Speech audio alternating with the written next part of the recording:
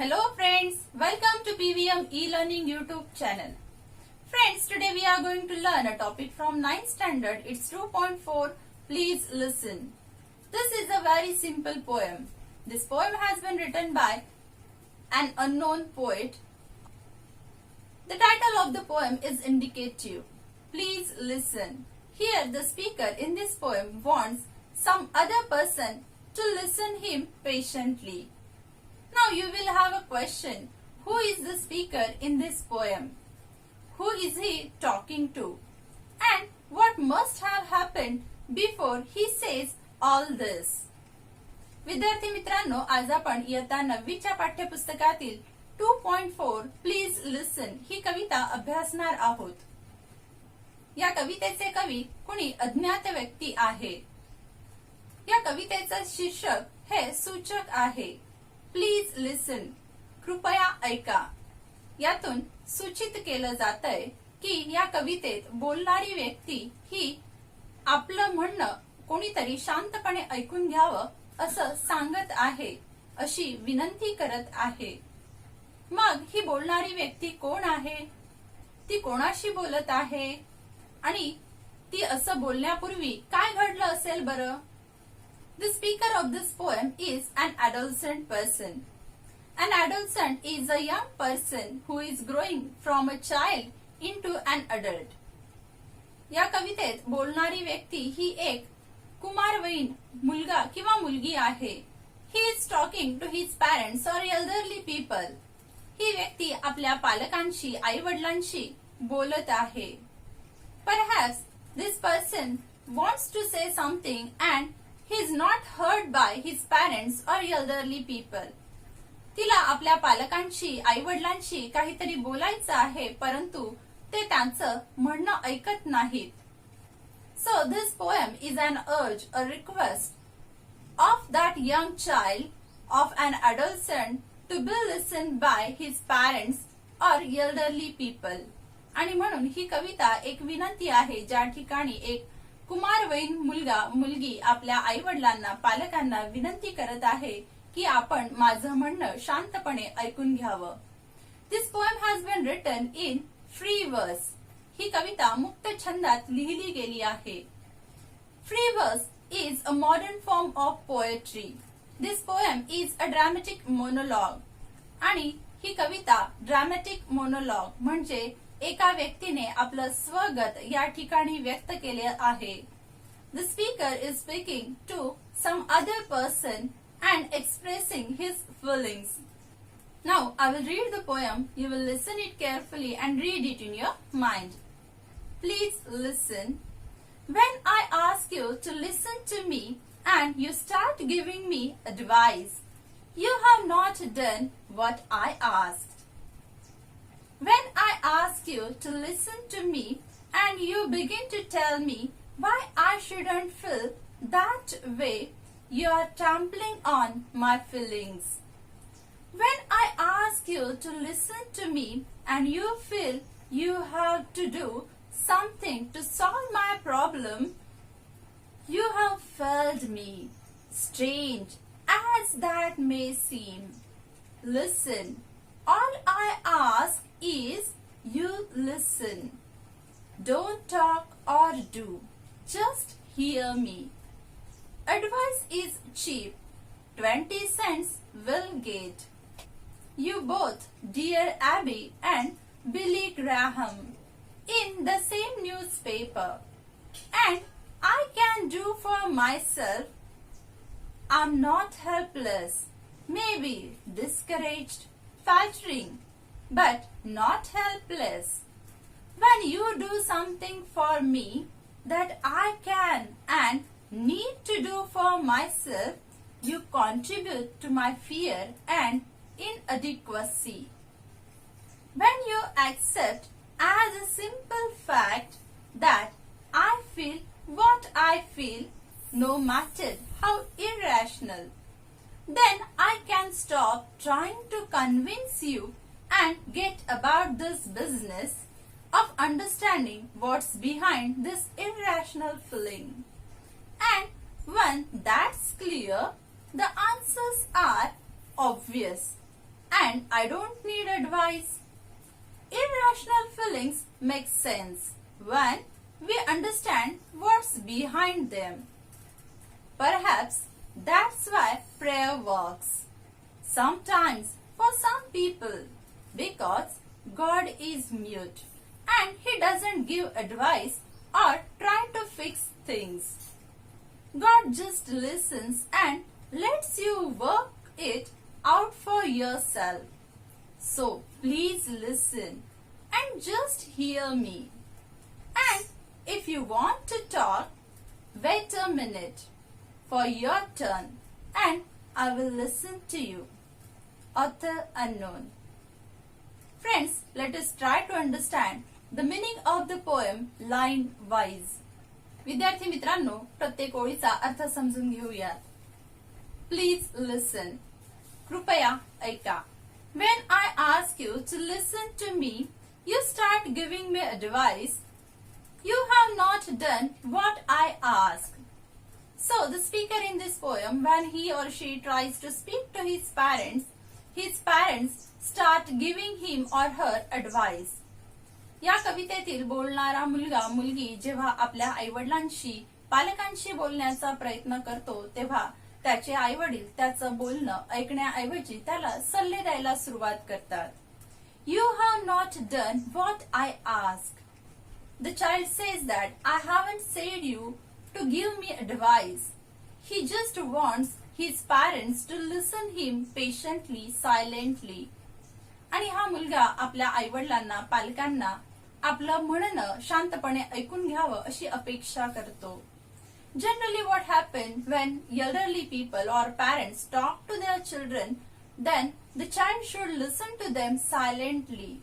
जेव्हा घरातील मोठे व्यक्ती किंवा आईवडील मुलांशी संवाद साधतात तेव्हा त्या मुलांनी आपल्या आईवडिलांचं मोठ्यांचं म्हणणं बोलणं शांतपणे ऐकावं असा अलिखित दंडक असतो. परंतु या ठिकाणी मुलगा जेव्हा आपल्या आईवडिलांना माझं म्हणणं ऐकून घ्या असं सांगतो तेव्हा तसं होत नाही. ते त्याचं म्हणणं ऐकून घेत नाहीत. When I ask you to listen to me and you begin to tell me why I shouldn't feel that way. And when the child tries to tell something to his parents or elderly people, they try to tell him that he or she should not feel in this way or that way. आणि तेव्हा त्या मुलाचे मुलीचे आईवडील त्याला सांगण्याचा प्रयत्न करतात की तू असा विचार करायला नकोस, असं करायला नकोस. You are trampling on my feelings. To trample, it means to tread underfoot. They do not understand his feelings. They don't try to understand his feelings. अशा वेळी त्या मुलाचे पालक आईवडील त्या मुलाच्या भावना समजून घेण्याचा प्रयत्न करत नाहीत. जणू काही ते त्याच्या भावनांना तुडवण्याचं काम करतात.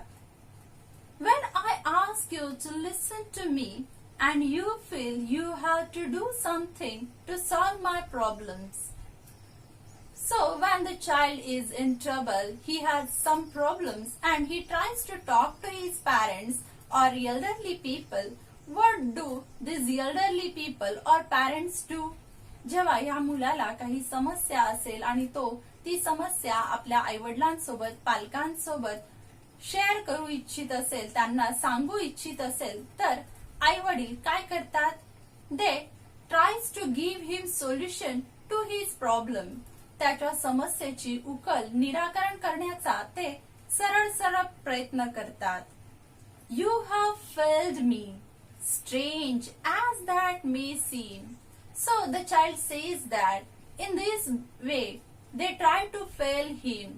Perhaps it sounds strange for his parents that they failed him.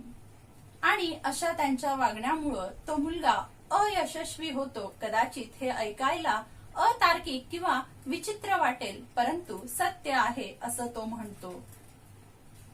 Listen, all I ask is that you listen.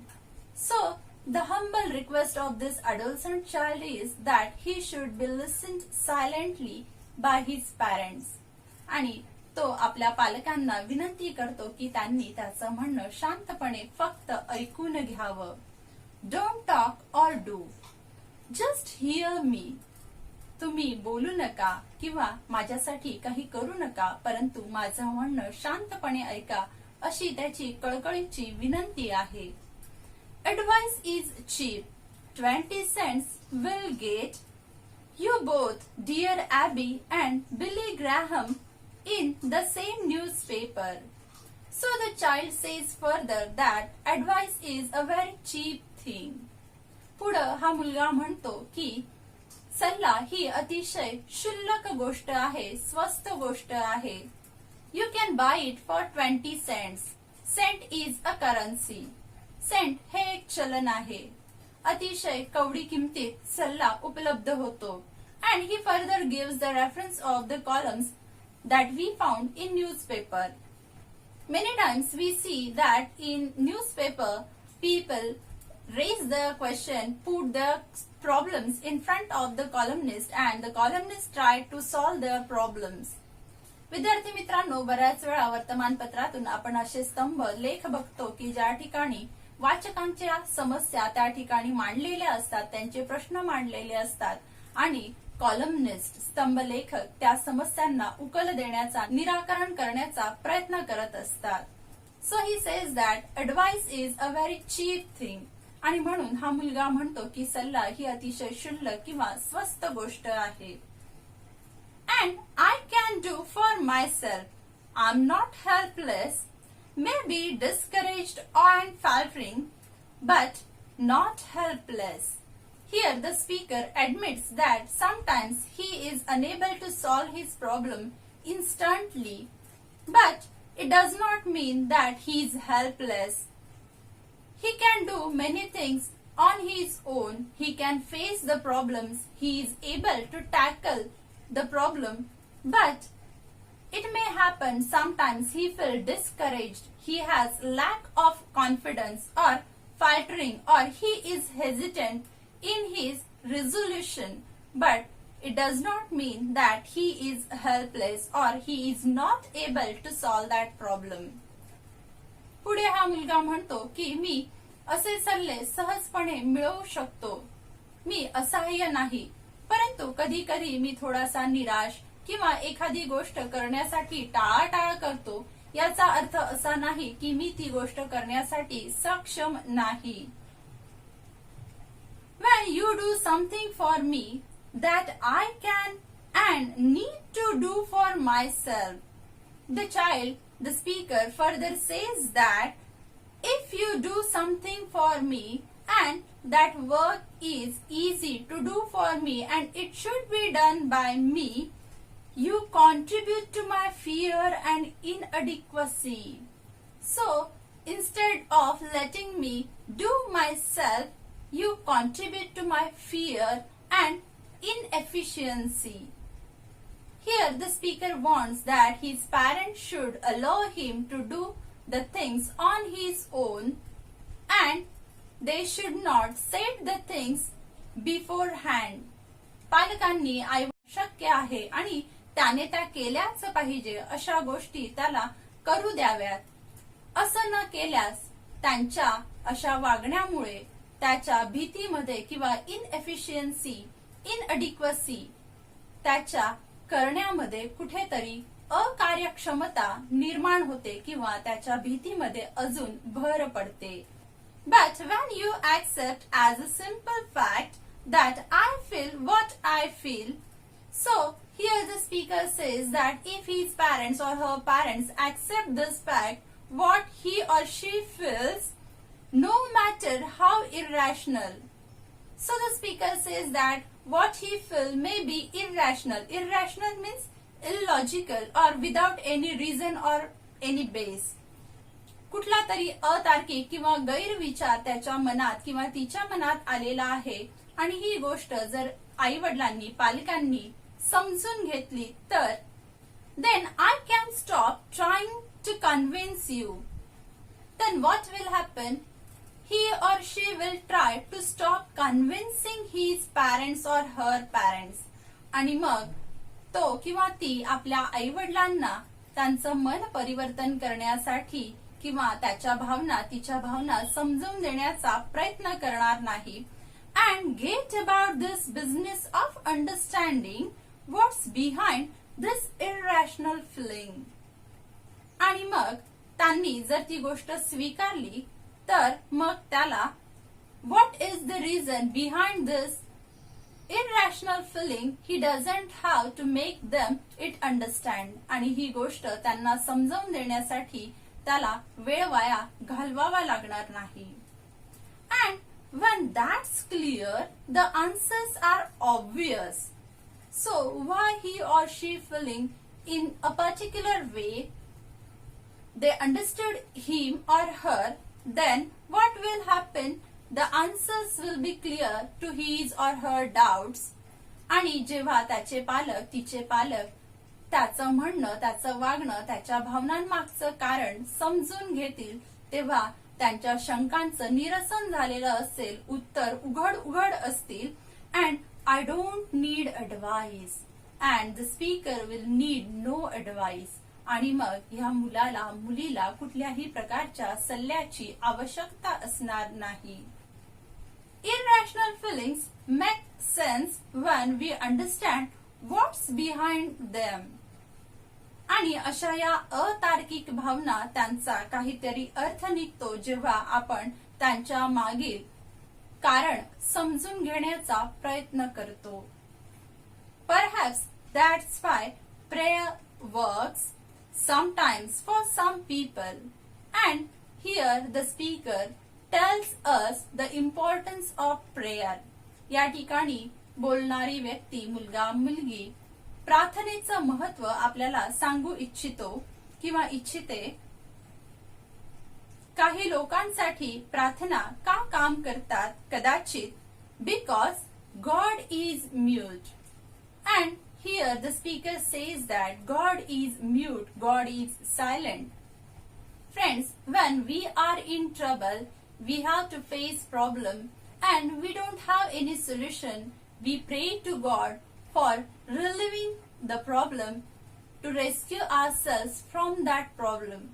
विद्यार्थी मित्रांनो, जेव्हा केव्हा आपल्याला समस्या येते तेव्हा आपण परमेश्वराजवळ प्रार्थना करतो आणि परमेश्वराला विनंती करतो की या संकटातून या समस्येतून तू माझी सोडवणूक कर. आणि यावेळी देव परमेश्वर हा शांत असतो. And he does not give advice or try to fix things. God doesn't give us direct solution to our problem nor He gives us any kind of advice. परमेश्वर आपल्याला कुठल्या प्रकारचा सल्ला देत नाही किंवा सरळ सरळ आपल्या समस्येची सोडवणूक किंवा उकल देखील देत नाही. God just listens and lets you work it out for yourself. And God just motivate us, encourage us. He listens us silently and let us do our work. परमेश्वर आपलं शांतपणे ऐकतो आणि आपल्याला आपल्या समस्या सोडवण्यासाठी शांतपणे काम करू देतो. So please listen and just hear me. And here again the speaker expects from his parents and elderly people that he should be listened by them patiently, silently. आणि या ठिकाणी वक्ता बोलणारी व्यक्ती आपल्या आईवडिलांकडनं पालकांकडनं ही अपेक्षा करते की त्याचं किंवा तिचं म्हणणं शांतपणे ऐकून घेतलं जावं. And if you want to talk, आणि पुढे तो म्हणतो की if you want to talk, जर तुम्हाला बोलायचं असेल, wait a minute for your turn. And parents and elderly people should wait for their turn.